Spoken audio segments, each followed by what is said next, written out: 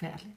Det kommer an på, fordi vi kan snakke om, jamen hvis du bare er stress er en glidende overgang. Du går fra travlhed, hvor du bare har lidt travlt, der er lidt presset, du bliver mere, og du har øvet dig længere og længere tid på at have travlt. Og lige pludselig så går det over og bliver fysisk.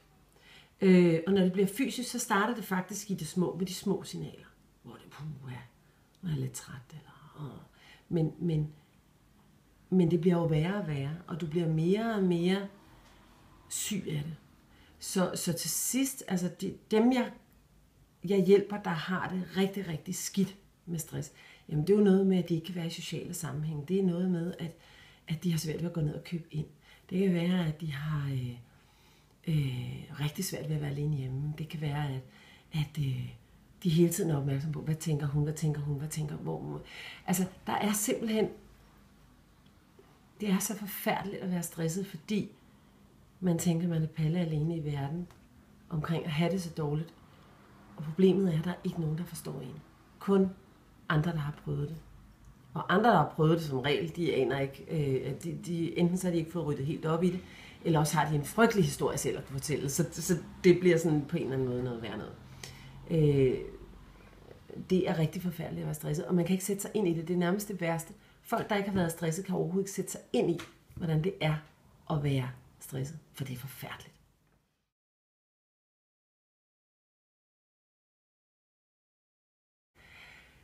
Jamen, det påvirker jo familien rigtig meget, fordi at når man bliver stresset, så ændrer man jo personlighed.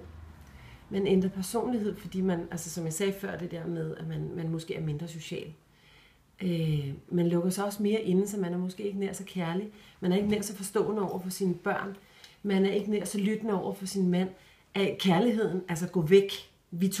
Du skal ikke være tæt på mig, jeg kan ikke have dig. Jeg overlever lige nu, og når jeg overlever, så kan jeg ikke have dig tæt på.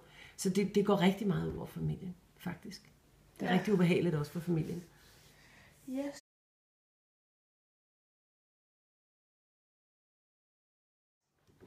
Ja.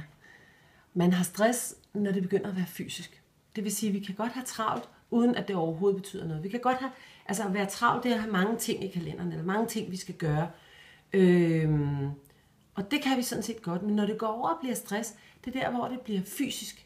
Hvor vi får fysiske signaler på det. At vi får hovedpine, eller vi bliver trætte, eller vi bliver kede af det, eller vi bliver, vi glemmer ting. Der er simpelthen så mange signaler, men lige så snart det går over og bliver noget, vi rent faktisk kan mærke i vores krop. Problemet er, at når signalerne kommer, så kommer de som de grønne først. Og de grønne kan vi ikke høre, fordi det kan vi ikke høre. Vi har så pivhamrende travlt, så vi hører ikke de grønne. Vi hører faktisk heller ikke rigtig de gule. Så det er først, når de røde står og banker på, hvor vi har hjerteproblemer, eller jeg har haft en der fik helt lamme arme. Jeg har talt med en ung pige, hvis mor var ved at blive blind af det. Så derfor så, der er sindssyge signaler i forhold til det her. Men i de røde signaler, der hører også med til, at erkendelsen forsvinder. Det vil sige, at vi faktisk bliver helt blinde for, hvor galt vi egentlig kører i øjeblikket. Og jeg kan give et eksempel på det, fordi jeg vidste jo ikke selv, at jeg var stresset, da jeg var der på det tidspunkt. Men jeg kørte på arbejde hver dag, og havde tanken, at der for fanden ikke nogen, der gider at køre ind i mig på vej på arbejde, fordi så er jeg fri for at komme på arbejde. For jeg kunne ikke tage den beslutning selv. Og det var jeg slet ikke klar over, hvor sygt det egentlig var. Det var først, da jeg snakkede med min søster om det, hvor hun sagde, du Lotte, det lyder ikke helt normalt. Det er jo ikke sundt. Altså, det er jo ikke sundt, at du kører og håber på, at der er nogen, der kører ind i dig. Er det ikke det? Nå. Nej, det kunne godt være, at jeg skulle gå til lægen. Men det er der, hvor vi alle sammen kommer ud. Og det er derfor, at stress er så svært at gribe i farten. Faktisk. Ja. Før det bliver alvorligt. Mm.